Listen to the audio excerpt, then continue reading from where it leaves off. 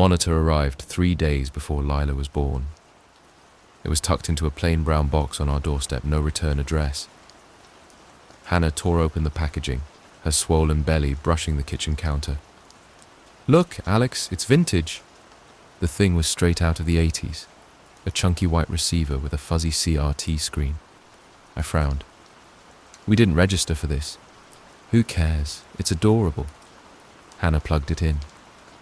The screen flickered to life, showing a grayscale nursery, floral wallpaper, a rocking chair, and an empty crib. "See? It even came preset to a channel." That's when I noticed the room on the screen wasn't ours.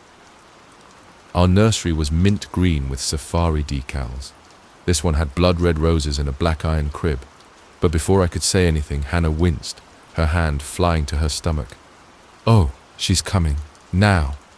The monitor crackled as we rushed out the door. Lila was born silent. Not a single cry, not even when the doctor slapped her tiny back. She just stared with eyes too dark, too knowing. Hannah joked she was an old soul, but I saw the way the nurses avoided our room. That first night home, the monitor's static woke me. I stumbled into the nursery, expecting Lila's whimpers. Instead, the vintage receiver hissed on the dresser, its screen casting a sickly green glow. The room it showed was pitch black except for the crib, where a shadowy figure leaned over something. "Hannah," I whispered, shaking her awake. "Someone's in Lila's room." But when I threw open the nursery door, the crib was empty. And on the monitor, the figure turned toward the camera. Lila never cried. Not when she was hungry, not when she needed changing. She just stared. At the ceiling, at the corners. At nothing. The pediatrician said some babies are quiet, but Hannah stopped sleeping. She'd sit for hours watching the monitor, her face lit by that damned screen. "It's back," she muttered one night. The figure stood in the monitor's nursery again, rocking an invisible bundle. Its face was a smudge of static, but I felt it watching us. "It's just interference," I lied. Hannah grabbed my arm, her nails drawing blood. "Look at Lila." Our daughter lay in her crib, eyes wide, mirroring the figure's rocking motion. We tried destroying the monitor. I smashed it with a hammer. Hannah threw the pieces in a dumpster. But the next morning it sat reassembled on the kitchen counter, screen buzzing. The figure was closer now, its head tilted at the same angle as Lila's. "We need to leave," Hannah begged. But Lila wouldn't. Every time we tried carrying her out, she'd go stiff as a board, her eyes rolling back until all we saw were the whites. The figure on the monitor would laugh, a wet, gurgling sound, and Lila's lips would twitch into a smile. Then one night the monitor went dark. Hannah sobbed with relief. I didn't tell her I'd seen Lila crawl out of her crib, toward our room. Lila turned 13 last week. She's never spoken a word, never laughed, never cried. But when she blew out her birthday candles, she looked at me with those black eyes and whispered, "Dad, it's time to switch places." Hannah screamed. The monitor flared to life behind her, its screen filled with our nursery. The figure stood in the doorway now, fully visible, a rotting corpse in a nurse's uniform, its jaw unhinged, maggots spilling from its sleeves. Lila pointed at the monitor. "They're here for you." They took Hannah first. I woke to the monitor's static. Hannah wasn't in bed. On the screen she sat in, its screen glowing. The rocking chair, the figure's hands on her shoulders. Her mouth was sewn shut. Lila stood in the doorway of my room last night. "Your turn, Dad." I'm writing this from the nursery closet. The monitor's in here with me. The figure rocks Lila now, humming a lullaby I've never heard. But I recognize the room on the screen. It's yours. Check your baby monitor. Too scared to sleep? I know I am.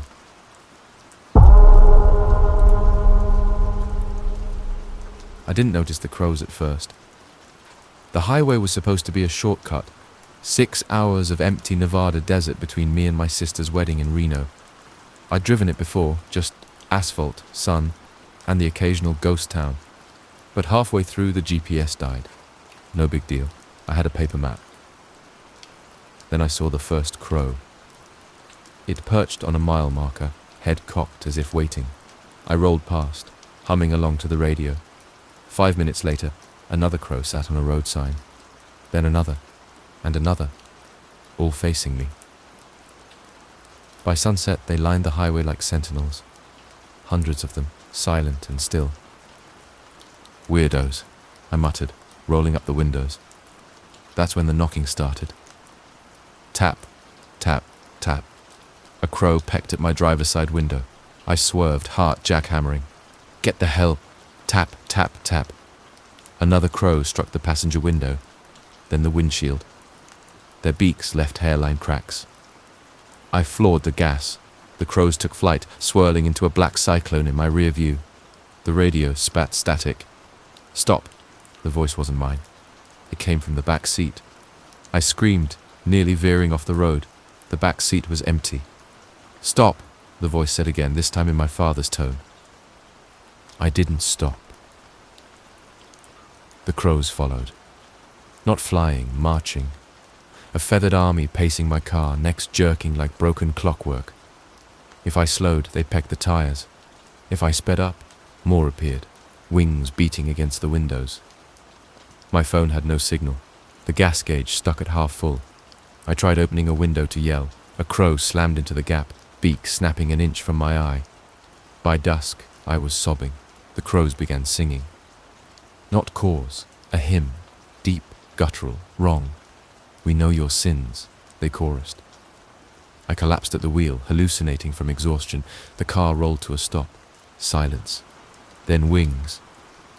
The crows surrounded the car, pressing their bodies against the glass. Their eyes glowed faintly red.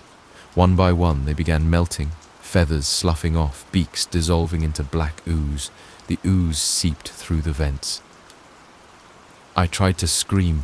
It filled my mouth thick and sweet as rot. I woke on a throne of bones. The crow-headed entity loomed over me, its beak a jagged scythe, eyes swirling galaxies. You owe us a story, it rasped, voices overlapping, my mother, my boss, my kindergarten teacher. What story? I begged. Yours. It plunged its beak into my chest. I didn't die, I wrote. I woke in my bed. My wife Anna stirred beside me. You were mumbling about crows, she said. I laughed, giddy. A nightmare, just... She screamed. Your eyes, oh God, your eyes! In the mirror, my irises were gone. Black orbs stared back, peppered with star-like specks. Crow's eyes. The crows let me go. I drove home. The highway unspooled normally. No feathers, no voices. But at night, I hear them. Tell the story, they whisper through the vents. Or we'll take her next. Anna sleeps soundly, for now. I'm writing this in the garage. The crows crowd the windows, patient as priests. They say stories are living things, that they grow, change. So listen close. That itch on your scalp, the shadows flickering just beyond your peripheral vision. They're not shadows, they're feathers. And the crow road always needs new travelers. Turn the page, they whisper. We're already here. Do not look outside.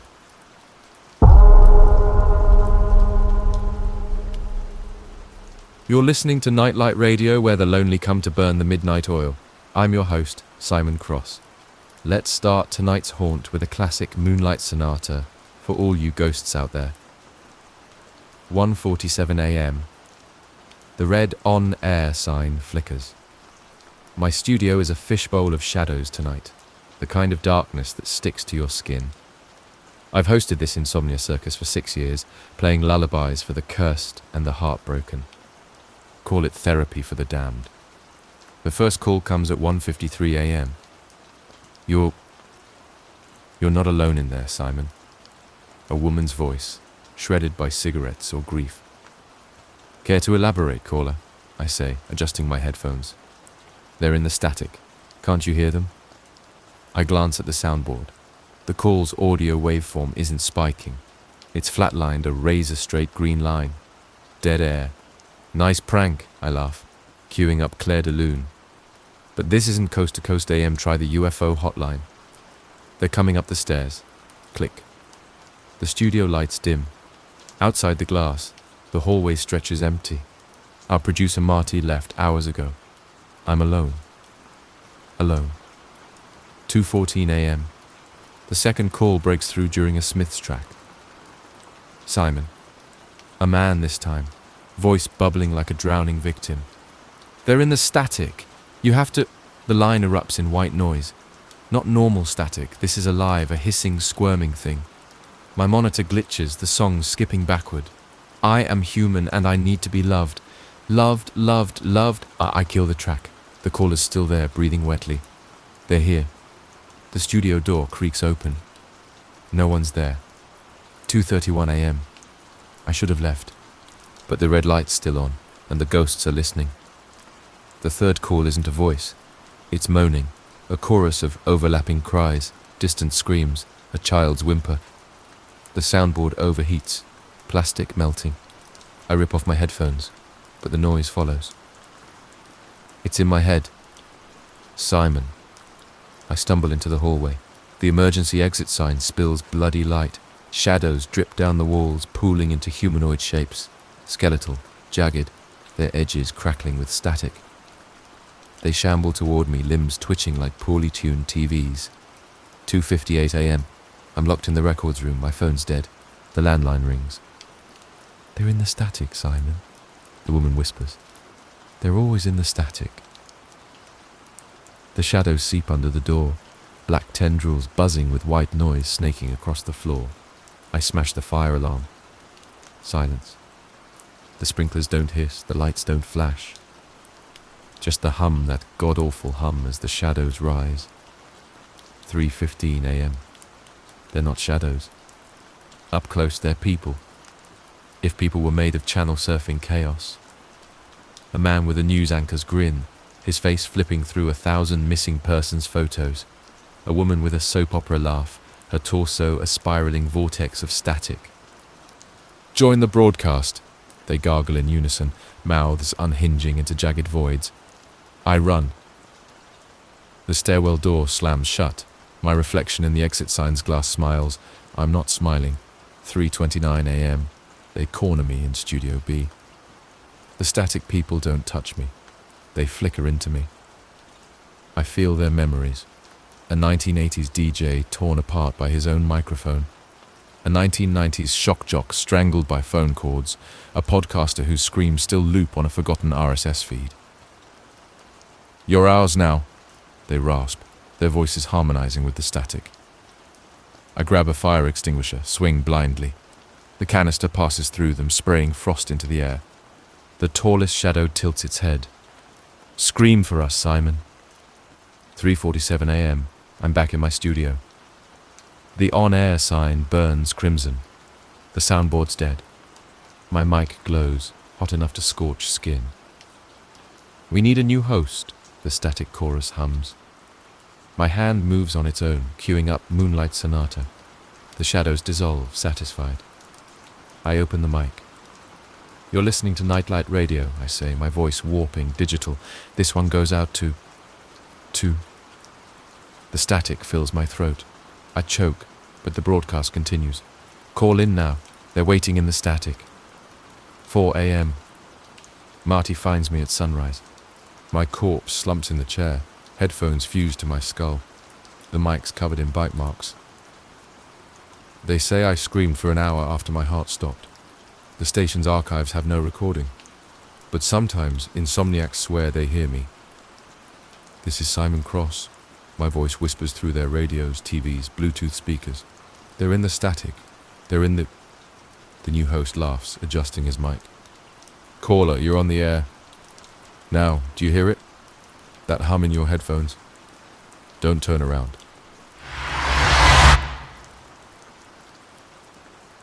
As recorded on the voice memos of Eleanor Voss, embedded journalist December 3rd, 9:14 p.m., they found it in a soybean field outside Redwater, Kansas. A sinkhole, the locals said. But when I arrived, the state troopers had already strung up quarantine tape in a half-mile radius. Farmers stood in clumps along the roadside, their faces lit by the red and blue swirl of cop cars. None of them would look at the hole. Sheriff Harlow met me at the barricade. She looked like she hadn't slept in days. "You're not going to film it," she said, her hand resting on her holster. "I'm here for the Redwater Gazette," I lied, flashing my freelance press badge. "Just need a statement." She laughed, a dry, hollow sound. "Statement? How about this? Tell your readers to pray. Whatever's in that hole, it's not done yet." That's when I heard it. A low, resonant hum. It slithered through the cold air, vibrating in my molars. I'd read about the Redwater hum in the briefing emails, a sound that started the night the hole opened. Dozens had reported it, a frequency that made your skin crawl and your thoughts soft, like something was combing through your mind, looking for a way in. "Don't," the sheriff warned as I stepped closer to the tape. But I had to see. The hole was roughly 30 feet wide, its edges jagged and blackened, as if something had burned through the earth. And the hum, God, the hum, it wasn't coming from the hole. It was coming from inside me. A lullaby in a language I shouldn't understand but did. December 4th, 3:33 a.m. They pulled the first body out tonight. Marty Crenshaw, 19, a farmhand. His overalls were caked in black sludge, his eyes wide and milky. But the worst part? His mouth. Stretched into a grin so wide the corners split. "He jumped," Sheriff Harlow said, smoking furiously outside the coroner's van. "Just sprinted past the barricade and dove in, like he was late for supper." "What's down there?" I asked. She flicked her cigarette at the hole. "You tell me, Hotshot. You're the one with the death wish." I almost didn't press record on my GoPro. Almost. December 5th, 1:17 a.m. The hum's getting louder. I can't sleep. Can't eat. My hotel room vibrates like there's a subwoofer buried in the walls. The sheriff's right. They should have evacuated the whole town, but the state won't budge. Too many soy contracts, too much money. I've interviewed 7 families. All say the same thing. The hum talks. It shows you things. Old Mrs. Driscoll claimed it showed her late husband standing in the hole waving her down. She almost jumped, but her dog bit her ankle. "Saved my life," she whispered, stroking the mutt's head. But I still hear Roy singing to me at night. Says the soil's real soft down there. December 7th, 11:52 p.m. They're gone. Sheriff Harlow, the farmers, even the state troopers. I woke to screaming. By the time I got outside, the field was empty. Just a line of abandoned cruisers, engines still running. The hum was deafening now, 1,000 church organs playing in unison. And the hole, it's bigger. I'm suiting up. The GoPro's charged. If I don't come back, maybe the footage will. December 8th, 12:34 a.m. The rope snaps 20 feet down. I crash into a wall of roots. No, not roots. Fingers. Dozens of them, bone-white and tangled, growing from the dirt. The hum is a physical force here, pressing against my eardrums. My headlamp flickers, but I see it. The walls are moving, rippling like muscle. I land in a cavern. The air stinks of copper and spoiled milk. And then, bodies. Hundreds of them fused into the walls and ceiling like insects in amber. Their faces are frozen in ecstasy, mouths split into Marty Crenshaw's grin. Some are fresh, troopers in uniform. Others are skeletal, draped in pioneer rags. All of them are alive, eyes tracking me, fingers twitching. Eleanor.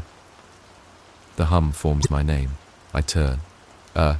Sheriff Harlow stands behind me, her body grafted into a pillar of pulsating flesh. Her torso ends at the ribs, her spine fused into the structure. She opens her mouth, a wet, clicking sound, and the hum speaks through her. You're just in time. I run. The cavern branches into tunnels, all lined with squirming bodies. The floor slopes deeper, the hum now a scream. I trip over something, a hand rising from the dirt, and it grabs my ankle. Stay with us. I kick free, scramble backward and fall into the heart. December 8th, 1:11 a.m. It's a hive. A vast organic cathedral of throbbing veins and cartilage. At its center hangs a pulsating mass, a brain, a heart, covered in black veins.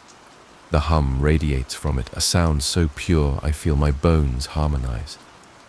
The bodies here are different, not human anymore. Their limbs elongated, faces melted into the hive walls. They reach for me, cooing, "Join us." I'm so tired. The hum strokes my thoughts, untangling my fear. It shows me memories, my sister Lisa, who vanished hiking last year. She's here, smiling, her arms open. We've been waiting. I step toward her. December 8th, 1:27 a.m. The GoPro dies here. I'm writing this in the dark. My phone's lost 3%. They let me keep it. Let me see. The hive isn't a place. It's a thing, alive, hungry. It's been here longer than Kansas, longer than people. The hum is its voice, its song. It doesn't want to kill us. It wants to sing together. Liza wasn't real, just bait. But the others, they're so happy. Their minds woven into the hive's chorus. I can feel it starting, my toes fusing to the floor, my voice blending into the hum. They're right, it's beautiful. But I had to warn you. Final entry. Don't listen to the hum. It's in the power lines now. The radio static. Your dreams. It's coming for the cities. They're bombing Redwater today. Too late. The hive's grown under 8 states. I can feel its roots in my veins. I'm sorry. When you hear the song, and you will, don't fight. We'll make room for you.